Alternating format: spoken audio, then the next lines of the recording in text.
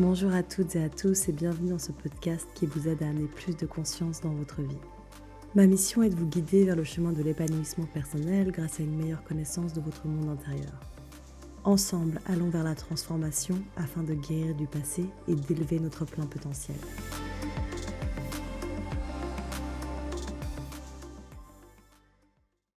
Bonjour à tous, j'espère que vous allez bien. Aujourd'hui, je lance mon premier podcast.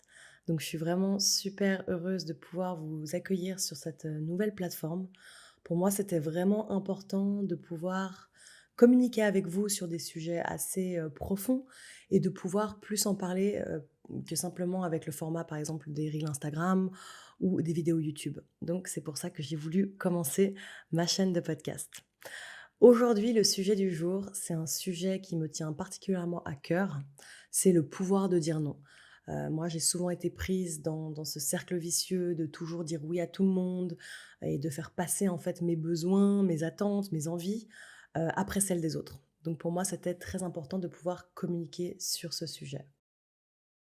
Avant de commencer, j'aimerais vous lire une petite citation de Paulo Coelho que je trouve juste magnifique et qui résume très bien en fait tout ce qu'on va aborder dans ce podcast. Lorsque vous dites oui aux autres, assurez-vous que vous ne vous dites pas non à vous-même. Et c'est super important de savoir dire non parce que parfois ça peut vraiment nous porter des préjudices. Par exemple, au travail, si vous avez l'habitude de tout le temps dire oui, vos patrons, vos collègues pourront justement abuser de cette gentillesse et toujours vous en demander plus. Donc vous allez vous retrouver avec beaucoup plus de travail, des heures sup à faire, etc. parce que vous n'avez pas osé dire non. Par contre, votre collègue d'à côté, lui, a très bien su poser les limites et ils savent très bien qu'à cette personne-là, on ne va pas lui demander de travailler en plus ou de faire des heures supplémentaires. Ça peut aussi se retrouver dans les relations amoureuses. Par amour, on peut faire plein de choses très bêtes et typiquement, parfois, on peut un peu remettre nos valeurs en question et tout ça au nom de l'amour. Également dans les cercles sociaux. De nouveau, parfois, pour intégrer de nouveaux cercles sociaux, on va peut-être remettre en question nos propres valeurs personnelles. Quand par contre on a un cercle d'amis de longue date, parfois on se sent obligé de dire oui parce qu'on sait très bien que si à la longue on est tout le temps en train de dire non, on risque d'abîmer, de perdre ces relations qui sont chères à nos yeux.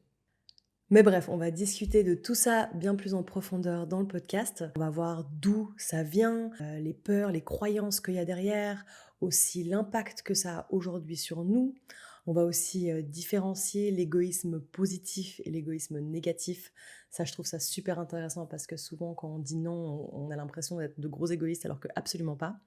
Et je vais aussi vous expliquer comment poser des limites saines avec votre environnement pour justement favoriser vos besoins et vos envies. Alors la première question, c'est d'où ça vient?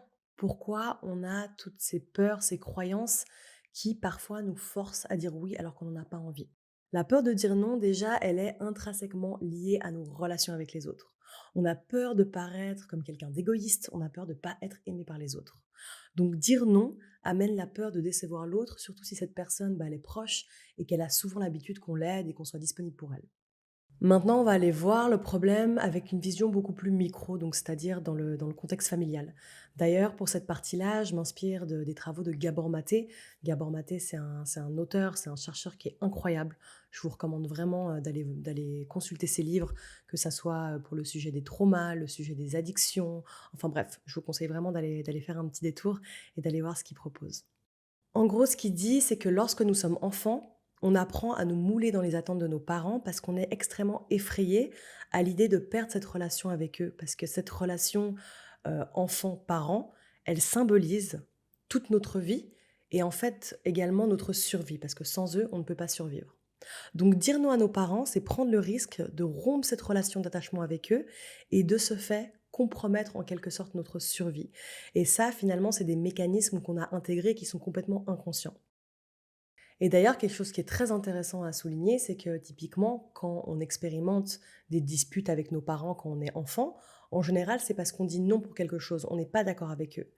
Et de cette manière, on se fait réprimander par nos parents.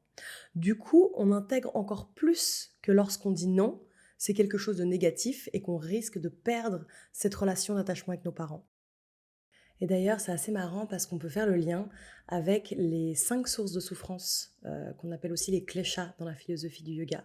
Et une de ces 5 souffrances, justement, c'est l'attachement. Plus on est attaché aux gens, plus on est attaché aux objets, plus on va vivre de la souffrance. D'ailleurs, ça, j'ai fait une vidéo YouTube à ce sujet, donc vous pouvez aller la voir parce que c'est pas le sujet du jour. La vidéo s'appelle «Les 5 kleshas». Dans l'autre sens également, si on grandit dans un environnement toxique, hostile, dans lequel les parents sont peut-être alcooliques, où il y a des violences et cetera, on apprend à prendre notre rôle d'aide dans la famille. Parce que nos parents, ils sont pas à même de s'occuper d'eux-mêmes et du coup, ils ont besoin de nous. Et de cette manière, on se moule dans l'identité, dans la croyance que nous sommes une personne qui doit aider les autres en dépit de notre propre bonheur et de notre bien-être. Le problème, c'est qu'en grandissant, on va rester bloqué dans cette phase émotionnelle alors qu'on est complètement indépendant. Et ça nous plonge dans une profonde culpabilité, on est rempli de remords lorsqu'on doit dire non, parce qu'on a peur du rejet, on a peur de l'abandon, surtout quand c'est des personnes qui sont proches et auxquelles on est attaché. La manière dont on a intériorisé que le fait de dire «oui», pour aider les autres, pour être aimable, pour garder justement, des relations, amicales ou amoureuses avec des personnes, a d'énormes impacts, en fait, sur notre vie aujourd'hui et typiquement sur notre santé. Parce qu'en essayant d'être constamment aimable avec les autres afin d'entretenir nos relations, on supprime complètement nos propres sentiments et nos propres émotions. Typiquement, on fait les choses à contre-cœur, ensuite on crée de la frustration, de la colère, de la culpabilité, de la rancune, etc. Le problème, lorsqu'on refoule nos besoins, nos envies, nos émotions, ça va impacter notre corps tout entier. Donc au final, de garder ces schémas de comportement, à toujours vouloir dire oui à tout le monde, tout le temps, ça va avoir d'énormes impacts sur notre santé physique. Car notre centre émotionnel, qui est notre cerveau, il est directement relié avec notre système nerveux, notre système hormonal et notre système immunitaire. Donc il y a vraiment tout qui est interconnecté grâce à des liens neuronaux entre notre esprit et notre corps. Quelque chose aussi que j'aimerais souligner qui pour moi est vraiment très important, c'est l'importance de la connexion entre le corps et l'esprit. Et ça, typiquement, les médecines orientales l'ont très bien compris. On ne dissocie pas le corps de l'esprit, donc que ça soit l'Ayurveda, la médecine chinoise. Nous, en Occident, quand on va chez le médecin va que regarder les symptômes physiques. Il va jamais nous demander sur peut-être nos antécédents familiaux, si peut-être qu'on a vécu une rupture amoureuse très violente, est-ce qu'on a aussi vécu un deuil récemment. On nous demande que les symptômes physiques. Si on a des problèmes d'ordre mental, émotionnel, on va voir un autre médecin. Et pour moi, c'est complètement aberrant justement de dissocier les deux. D'ailleurs, je vais vous donner un exemple assez parlant.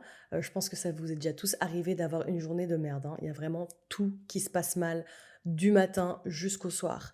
Et finalement, on a plein de soucis qui s'accumulent. On se tend, on est un peu frustré, on est rempli de colère. Enfin bref, il y a toutes ces émotions qui nous travaillent. Et souvent, quand on croise quelqu'un en fin de journée qui nous dit: «Waouh, t'as pas l'air d'aller bien, est-ce que tu as envie de parler?» Et bah directement, on se sent soulagé. Notre corps, il se sent beaucoup plus léger, on s'en sent mieux. C'est comme si en fait on avait un petit peu donné notre fardeau à quelqu'un d'autre. Enfin, on l'a pas donné, mais dans le sens, on peut se lester de ce poids sur nos épaules. Et c'est pour ça qu'on peut remarquer la force des liens psychosomatiques. L'émotionnel va énormément impacter le physique. Et c'est exactement la même chose lorsqu'on dit oui à quelqu'un alors qu'on n'en a pas envie. On se met un fardeau sur les épaules. Par contre, du moment qu'on dit non, on se sent soulagé de ce poids, on se sent soulagé de cette responsabilité qui finalement allait à l'encontre de nos besoins et de nos envies.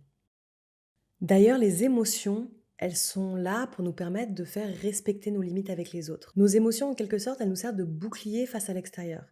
Et c'est la même chose, par exemple, avec notre système immunitaire. Notre système immunitaire, il nous protège des mauvaises bactéries, des maladies, des cellules cancéreuses, etc., afin de uniquement garder le bénéfique pour nous. Les émotions et le corps, ils fonctionnent de la même manière. Donc, si on repousse le négatif, on va laisser rentrer le positif. Et c'est exactement pour cette raison qu'il faut écouter ses émotions, ne pas les mettre de côté au profit des autres. Si vous n'arrivez pas à dire non, c'est le corps qui va s'exprimer à votre place et du coup, ça pourra également manifester certaines maladies, certains stress chroniques, etc. Donc n'oubliez pas, lorsque vous dites non à quelqu'un, vous vous dites oui à vous-même. C'est vraiment super important. Également, une autre chose qui va être impactée aujourd'hui, ça va être notre authenticité. En mettant de côté nos besoins pour répondre aux besoins d'attachement, on met en péril notre authenticité. Et cette authenticité, elle est liée au fait de nous connaître. C'est connaître nos émotions, connaître nos besoins et être capable de les exprimer et les honorer. Mais lorsqu'on est enfant, justement, comme on a vu plus haut, on supprime qui nous sommes. On supprime notre authenticité parce que l'exprimer, ça pourrait créer des conflits avec les personnes qui s'occupent de nous, donc nos parents. On retrouve aussi cette idée également dans nos relations amoureuses. On préfère perdre notre authenticité plutôt que de perdre l'amour que l'autre éprouve pour nous. Par exemple, moi, dans le contexte familial dans lequel j'ai grandi, mon père n'était pas quelqu'un qui me valorisait. Du coup, comme j'ai pas eu cette valorisation, j'ai pas eu cet aval de mon père, je l'ai recherché plus tard dans les hommes que je fréquentais. Du coup, dès qu'on me montrait un minimum d'intérêt et qu'on me valorisait un tout petit peu, eh ben, je tombais amoureuse et pour moi, en fait, c'était la relation, la personne la plus importante à ce moment-là. Et pour moi, il y avait aucun problème à dire oui et amen à tout et surtout, il y avait aucun problème à me mouler, à me changer, à du coup mettre mon authenticité de côté pour pouvoir plaire à cette personne. Parce que la pire chose qui pouvait arriver pour moi, c'était de la perdre. Donc il y avait aucun problème à moi mal me traiter, à n'être pas du tout authentique et finalement à pas du tout être moi-même, à me vraiment me distancer de qui j'étais complètement. Et encore une fois, on troque notre authenticité en échange de nos besoins d'attachement, d'être aimé et d'être accepté et approuvé par les autres. La question maintenant, c'est comment on peut nous protéger sans se faire rejeter par tous nos proches. Donc ici, on va s'intéresser sur la différence entre l'égoïsme positif et l'égoïsme négatif. Le but après ce podcast, c'est pas de dire absolument non à tout le monde, tout le temps. C'est simplement justement de réussir à faire la grande différence entre l'égoïsme positif et négatif. L'égoïsme positif, c'est connaître nos besoins et mettre les choses en place pour les satisfaire. C'est s'écouter et pas faire les choses à contre-cœur, pas ressentir de la culpabilité ou quelques émotions en fait qui vont nous faire du mal.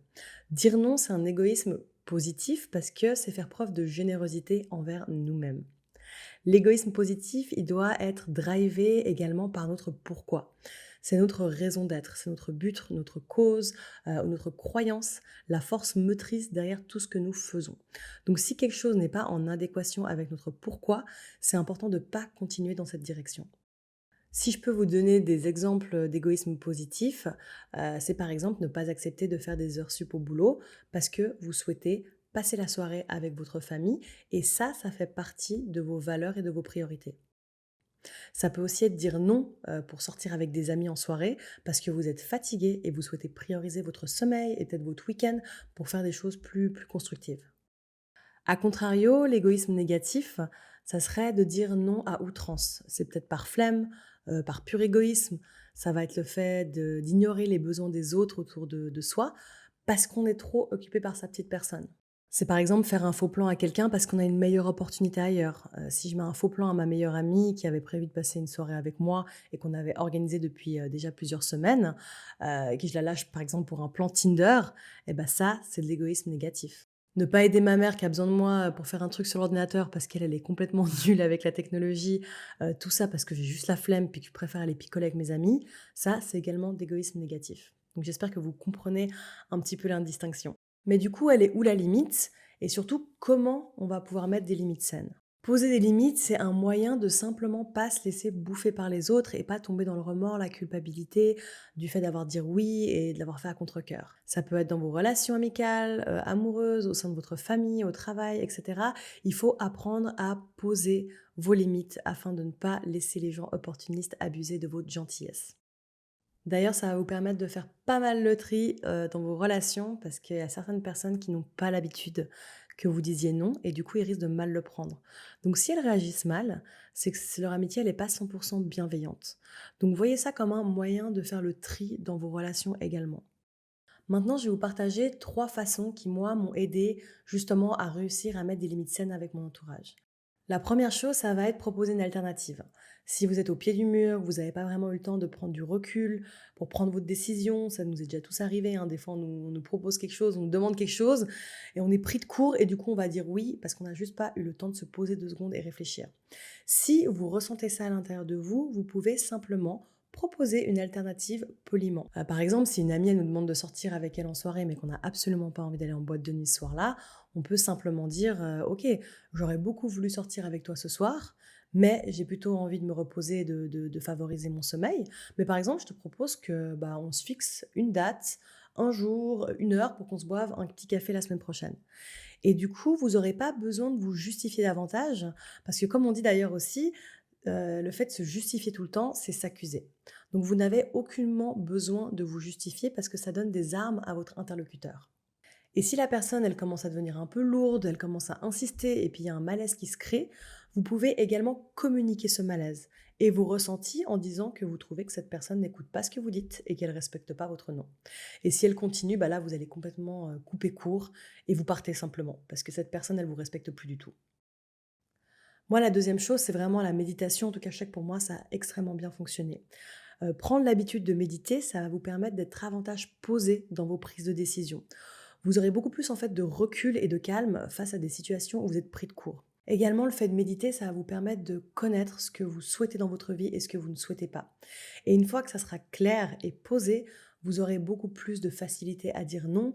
Et en fait, de cette manière, vous arrêterez de dire des choses à contre-cœur. Et quand vous direz un oui à quelqu'un, eh ben, ça sera vraiment parce que vous le voulez. Ça sera fait de bon cœur.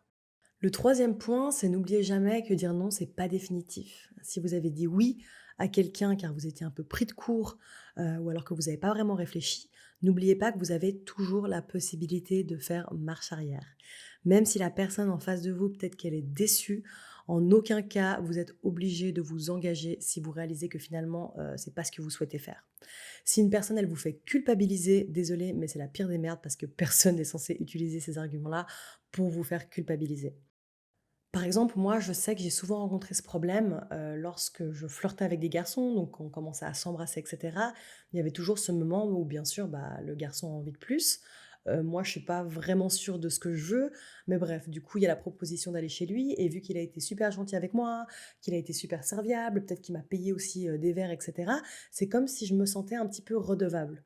Aussi, j'avais ce sentiment que, bah, je l'avais un petit peu cherché vu que j'avais flirté avec lui et du coup, j'étais un petit peu obligée de passer à l'action.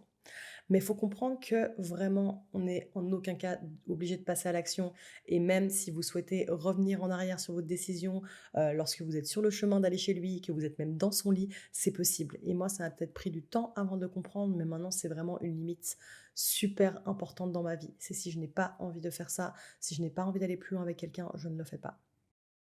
Voilà, on arrive à la fin de ce podcast, sur le pouvoir de dire non. Donc n'oubliez pas, hein, c'est vraiment très important de poser des limites saines avec votre environnement. C'est également très important de différencier l'égoïsme positif et négatif. Et n'oubliez pas, lorsque vous dites non à d'autres personnes, vous vous dites oui à vous-même. En tout cas, j'espère que ce podcast vous a plu. Si c'est le cas, n'oubliez pas de mettre un pouce, n'oubliez pas non plus de vous abonner à ma chaîne pour plus de contenu et également si vous connaissez des personnes qui sont susceptibles, d'être intéressées par ce sujet, n'hésitez pas à partager ce podcast sur les réseaux ou alors, juste directement l'envoyer à un de vos amis ou une amie. Voilà, très belle journée à vous et je vous embrasse.